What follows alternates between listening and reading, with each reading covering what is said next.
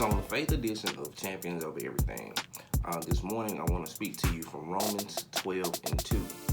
And it reads, don't copy the behavior and customs of this world, but let God transform you into a new person by changing the way you think. Then you will learn to know God's will for you, which is good and pleasing and perfect. Right now, right where you are, I want you to think back to your childhood. Think back to those times you used to be playing with your friends, and your friends would start to copy and mimic what you would say. Man, I love ice cream. I love ice cream. I love God.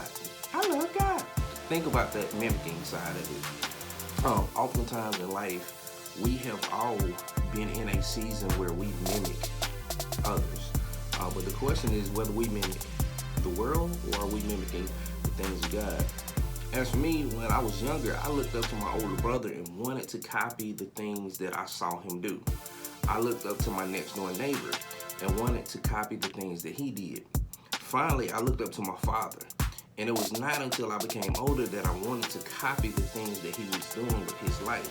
See, with my brother and my next door neighbor, I wanted to copy the negative aspects of life. I wanted to kind of copy the sin issues that they were showing me, because with the sin issues, it was an enjoyment of fun, an enjoyment of life in other ways. I wanted to copy the smoking, the drinking, the gambling, those type of things. I kind of gravitated to during that particular time of my life.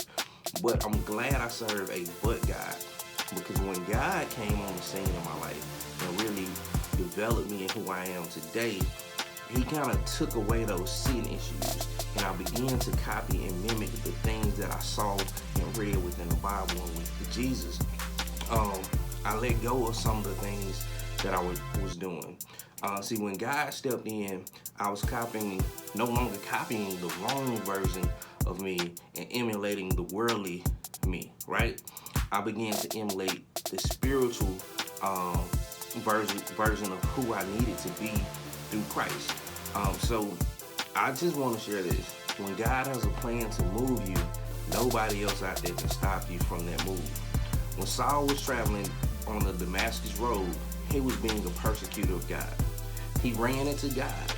God had to go in and do some surgical removing of his worldly sight.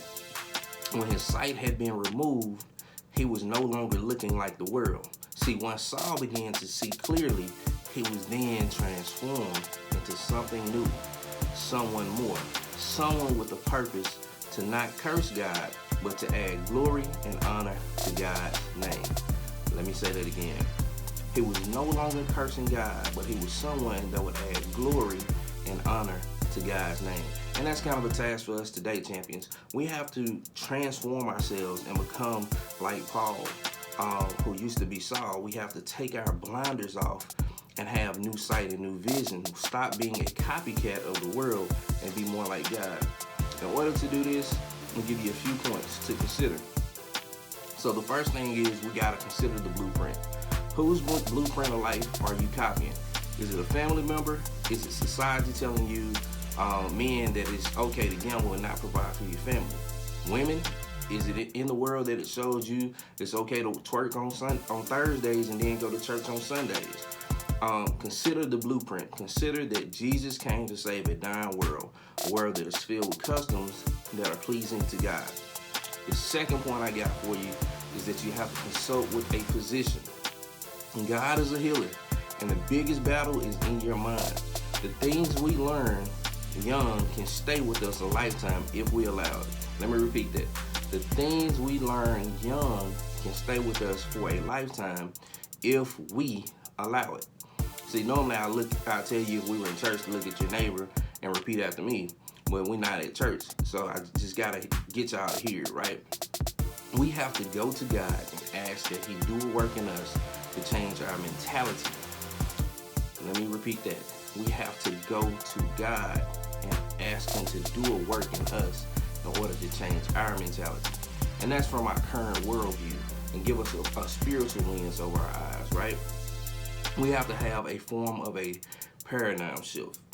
We have to shift from our old ways and pick up some new things, some new behaviors, some new ways of doing things for God.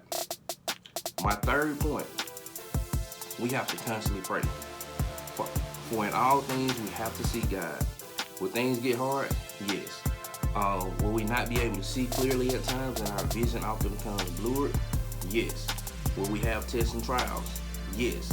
But even in those tests and trials, we have to stay strong and we have to constantly seek God and constantly pray.